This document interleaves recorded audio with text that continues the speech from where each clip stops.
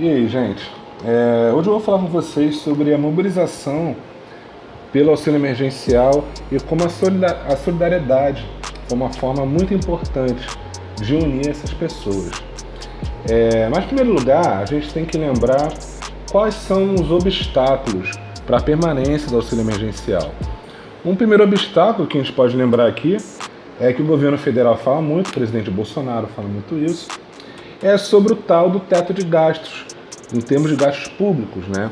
O problema dessa discussão do teto de gastos é porque já faz há muito tempo que denunciam que, em cima da necessidade de enxugar gastos públicos, né, fizeram a redução dos gastos públicos com os mais pobres, né? Ou seja, políticas que eram necessárias para garantir a vida das pessoas mais pobres, né, garantir a reprodução de vida dessas pessoas, foi reduzida por uma PEC 95, que reduziu os gastos com educação e saúde, né?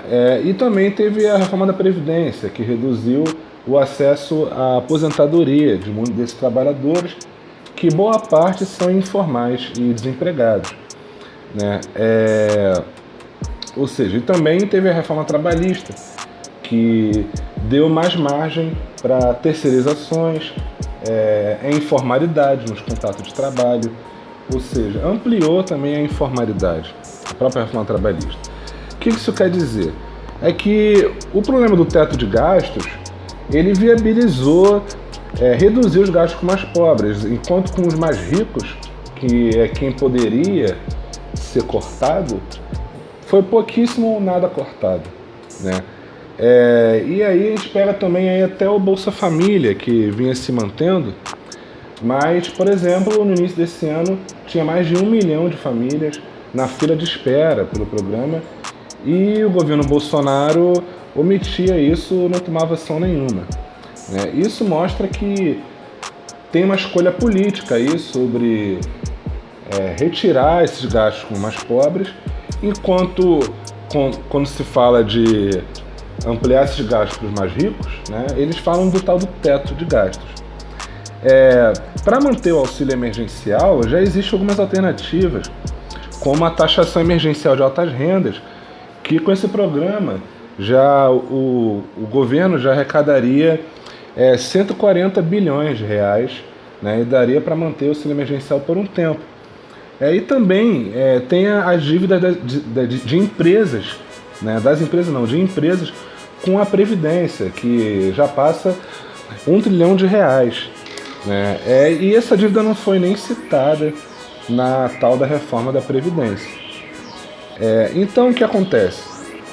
O auxílio emergencial ele tem uma viabilidade muito grande, ele tem uma viabilidade econômica, porque se estava reduzindo o PIB por conta da crise econômica atual que está acontecendo por causa do coronavírus, né? O auxílio emergencial ele amenizou esse problema, né? Inclusive falam que com a redução atual do auxílio, o PIB vai cair mais ainda, né? Ele vai reduzir mais ainda porque o auxílio trouxe ganhos para o PIB. E algumas empresas defendem o auxílio, como a entidade Eletros, que representa fabricantes de eletrodomésticos. Por quê? Porque o auxílio estimula vendas, né? E para os trabalhadores que recebem auxílio, o auxílio ele é fundamental por conta da informalidade, né, que é muito alta, e o desemprego que continua alto, né? A desocupação continua muito alta, o que quer dizer que não tem postos de trabalho, e já está comprovado aqui que a redução do auxílio aumenta o desemprego, né? Porque as pessoas vão procurar empregos e os empregos não estão existindo como dizem que existe, né? Na verdade, não está sendo aberto nenhum posto de trabalho a mais e as pessoas sem auxílio estão indo buscar para esses trabalhos e eles não têm, né? E o que acontece é que também a informalidade, né, os trabalhos informais, eles são o maior foco de contágio e morte de Covid-19, né? Ou seja, o auxílio emergencial ele tem um papel fundamental porque a maioria dos beneficiados são de informais, né? Mais de 61% desses beneficiados são informais, né?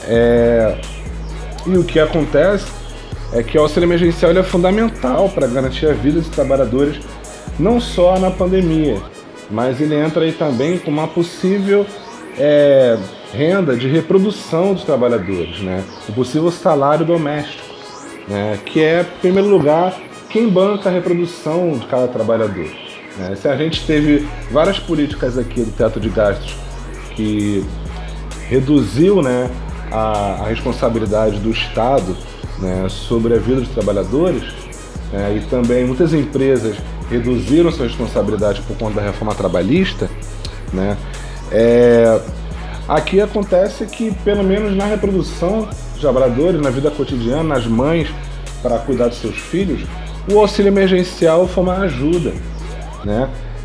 Inclusive se fala da necessidade de um salário doméstico, que é para manter as famílias, né?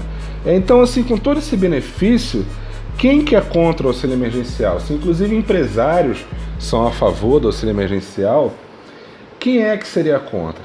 Bom, então aqui a gente pode ver que o Estado já vem se retirando da responsabilidade sobre esse custo da reprodução dos trabalhadores, né, justamente porque tem uma estratégia, né, uma vontade política aí de deixar o trabalhador depender cada vez mais dos patrões para manter sua vida, né?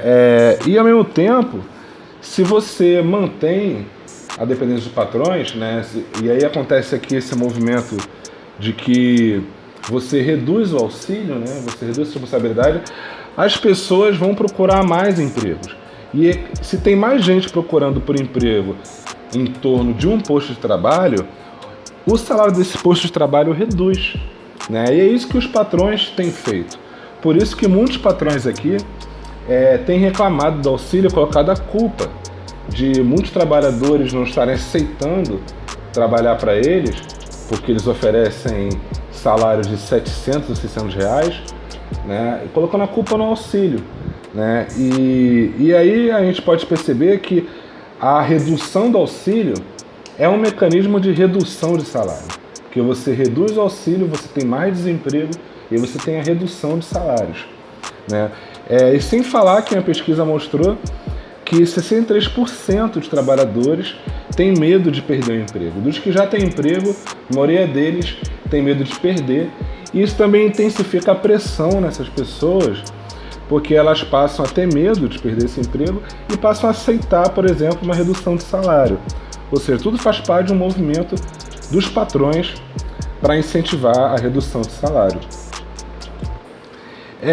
E aí o que acontece, né? Dentro do auxílio emergencial, dentro de toda essa situação, né, muitas pessoas que não tinham acesso ao auxílio, né, foram negadas ou ficaram em análise, né,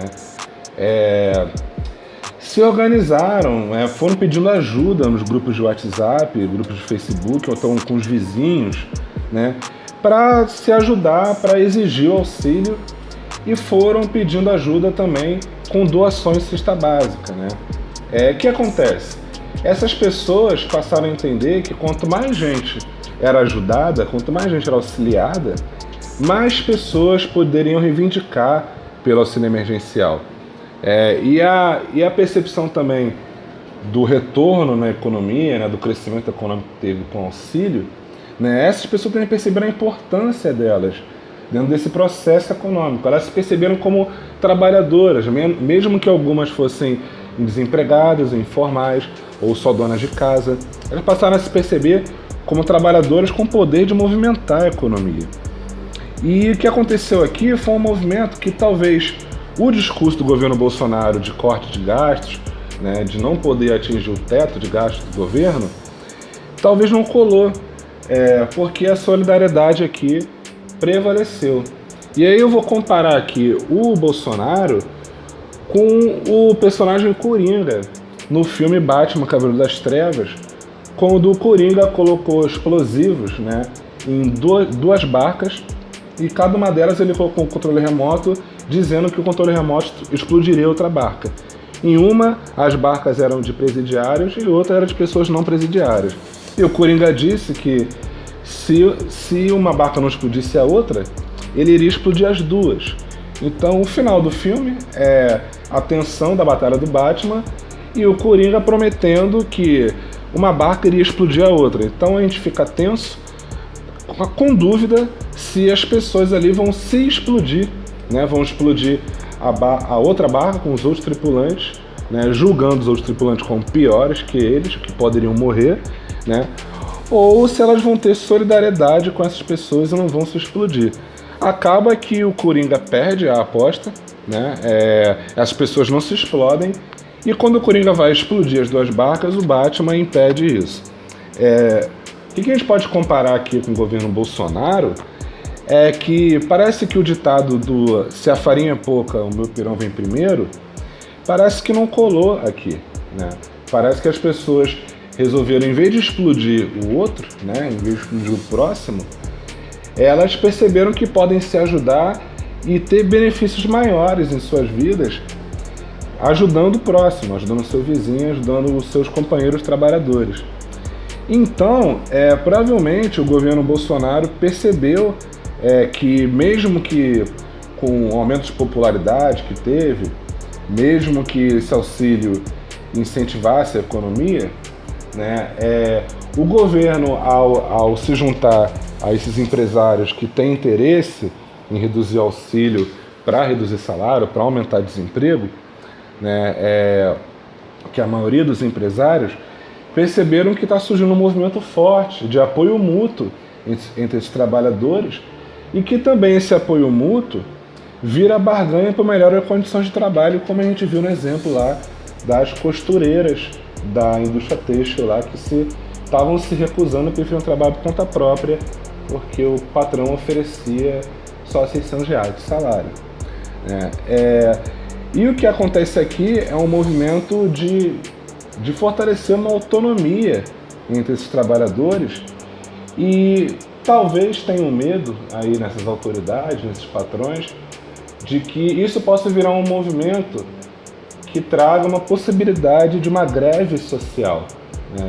E aí, diferente de uma greve de um local de trabalho, uma greve social aqui no sentido de que diminua a dependência dos trabalhadores dos trabalhos mais subalternos, dos trabalhos mais mal pagos, né? E esses trabalhadores possam barganhar, né, investindo nas suas vidas, né, pegando esse dinheiro do auxílio e investindo em rendas por conta própria, né?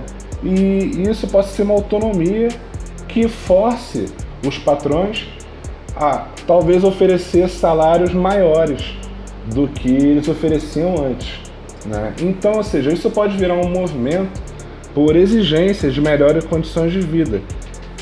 Então, assim, esse movimento pelo auxílio emergencial, que começa por um apoio mútuo, que parece que as pessoas são vítimas, né, da condição econômica que elas estão, mas na verdade elas estão se fortalecendo para barganhar melhores condições de vida. Então, cada trabalhador que deixa de passar fome e tem a sua família ajudada por outros trabalhadores, isso vira uma força maior entre essas pessoas para exigir melhores condições de vida.